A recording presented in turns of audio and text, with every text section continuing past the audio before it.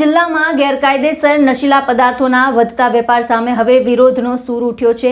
દારૂ, ડ્રગ્સ, ચરસ અને ગાંજા સહિતના નશીલા પદાર્થોના વેચાણ વિતરણ પર તાત્કાલિક રોક લગાવવા જિલ્લા કલેક્ટરને આવેદનપત્ર પાઠવી રજૂઆત કરવામાં આવી છે।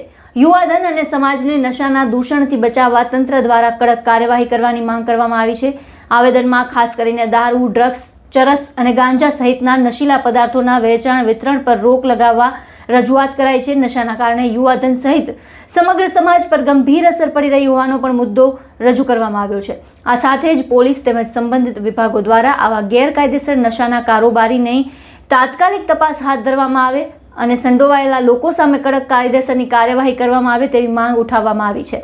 સંવેદનશીલ વિસ્તારોમાં સતત મોનિટરિંગ અને પોલીસ પેટ્રોલિંગ વધારવાની પણ રજૂઆત કરાઈ છે, જેથી નશીલા પદાર્થોના વેચાણ અને વિતરણ પર અંકુશ લાવી શકાય અને ગેરકાયદેસર પ્રવૃત્તિઓ છે તે રોકી શકાય। શું કહેવું છે તેમનું સાંભળો।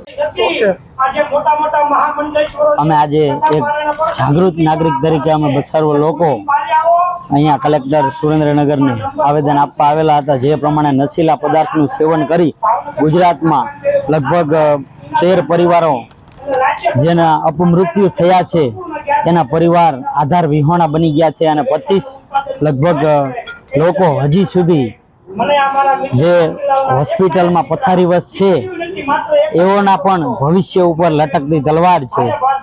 એ બધા જ અને જે રીતે બેફામ દારૂ, ડ્રગ્સ, ગાંજો વેચાઈ રહ્યો છે અને એને સેવન કરવાથી જે યુવાન ભારતનું ભવિષ્ય કહેવાય એ યુવાન જે રીતે નશામાં પાયમાલ થઈ રહ્યો છે અને ભારતનું ભવિષ્ય રગદોળાઈ રહ્યું છે, એને રોકવા માટે અને પ્રતિઘાત્મક પગલાં લેવા માટે કલેક્ટરને આવેદન આપવામાં આવેલા હતા।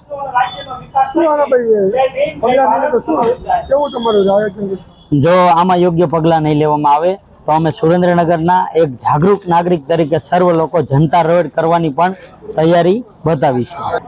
મારું નામ કાંતિલાલ પુંજાભાઈ રાઠોડ, ગણપતિ ફાટસર રહું છું। હું અહીંયા નશાબંધીના વિરોધમાં રજૂઆત કરવા માટે આવ્યા છીએ। મેં મારો એકને એક દીકરો 19 વર્ષનો આ નશાના ખપ્પરમાં હોમાઈ ગયો છે, એટલે રજૂઆત કરવા આવ્યા હતા। ફાટસર વિસ્તારમાં જે માંગો એ વસ્તુ ફોન ઉપર મળી જાય છે। અમે વારંવાર રજૂઆત કરી છતાં કોઈ ધ્યાન આપતું નથી અને તંત્રની બેદરકારીને હિસાબે આ થઈ રહ્યું છે। નશાનું દૂષણ માત્ર કાયદો વ્યવસ્થાનો પ્રશ્ન નહીં પણ યુવા પેઢીના ભવિષ્ય સાથે જોડાયેલો સામાજિક પ્રશ્ન પણ છે। ત્યારે સુરેન્દ્રનગર જિલ્લામાં નશીલા પદાર્થોના ગેરકાયદેસર વેપાર સામે તંત્ર દ્વારા અસરકારક અને કડક કાર્યવાહી કરવામાં આવે તેવી અપીલ કરવામાં આવી છે। સુરેન્દ્રનગરના યુવાધનને નશાના દૂષણથી બચાવવા અને સમાજમાં સુરક્ષિત વાતાવરણ ઊભું કરવા હવે તંત્ર કેટલા પગલાં ભરે છે કડક, તેના પર સૌ કોઈની નજર રહેશે। આ મુદ્દે આપના વિચાર, આપના મંતવ્ય અમને કમેન્ટ બોક્સમાં જણાવો અને વિડીયો પસંદ આવ્યો તો તેને લાઇક અને શેર કરી અમારી ચેનલને સબસ્ક્રાઇબ કરવાનું ભૂલશો નહીં। નમસ્કાર।